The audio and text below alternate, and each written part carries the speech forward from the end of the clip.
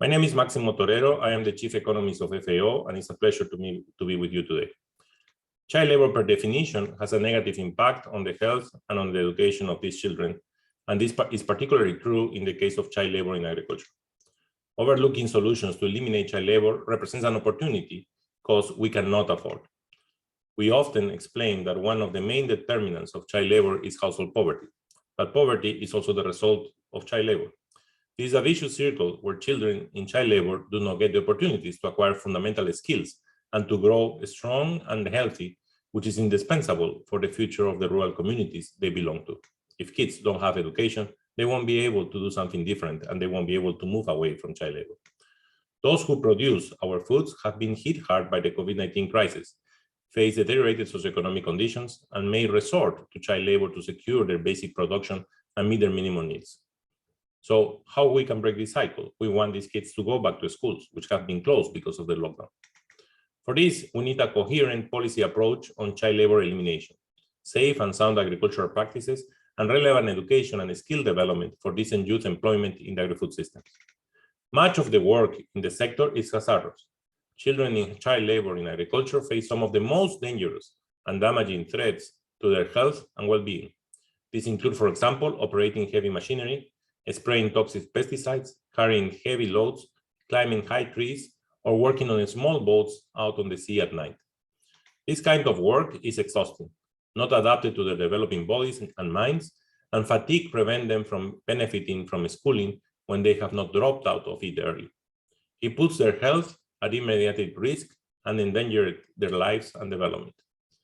This reality goes against the perception in many communities that children working alongside adults always represent an essential and a safe element of their socialization, replacing or complementing formal education.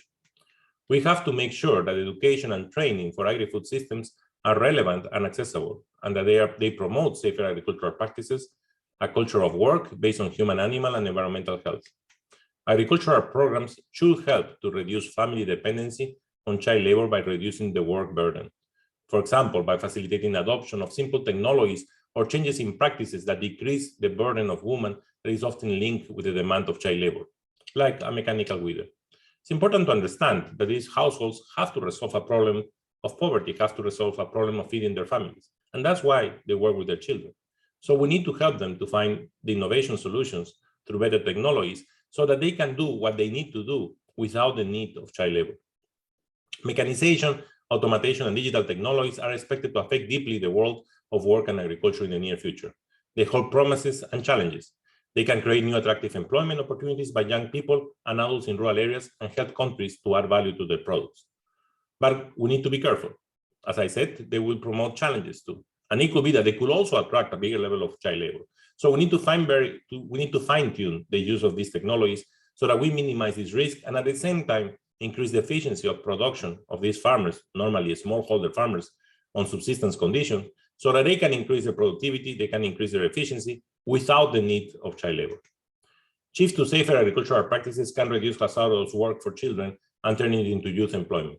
For example, by no longer using hazardous pesticides, you can help to remove principal households out of the farm. And again, we need to be sure to show that the substitutes that we are using in terms of pesticides will also allow farmers to keep the levels of productivity they have and will allow them to produce their products without having problems of pests and diseases. So we need to find efficient solutions that give the return farmers need, but at the same time minimize the hazardous risk that this child labor is facing. Climate change is threatening the productivity of smallholders. Lack of productivity means food insecurity and the application of negative coping mechanisms such as child labor. One typical example of child labor in rural areas is very young children fetching water. Water scarcity means that children walk longer distances and have to take more risk to collect water. In many countries today, children have to walk 5 to 6 hours to arrive to schools. And if we add to that they have to go and fetch water because of the lack of water, we are basically coping the full day, and that won't allow them to go to school. So again, we need to find ways in which water, which will be a major constraint in the future, can be used in a more efficient way so that we can minimize those potential risks. We can improve and promote sustainable farming practices that will remove the use of chemicals, preserve soils and environment, and be much less harmful to children and their families, which will improve environmental sustainability of value chains, the habitat in which they operate, to help coping with climate change and addressing child labor. And we should immediately start preparing and equipping young women and young men with knowledge and capacity to adapt these threats, to apply climate-smart techniques, and to offer services to help farmers access the right information to anticipate shocks. We firmly believe that addressing child labor is a prerequisite for sustainable agri-food systems. We have the responsibility to do more and do it faster so that the children who are now left behind will get the chance to be educated, healthy, and skilled producers or workers in the future, whose family will free from hunger.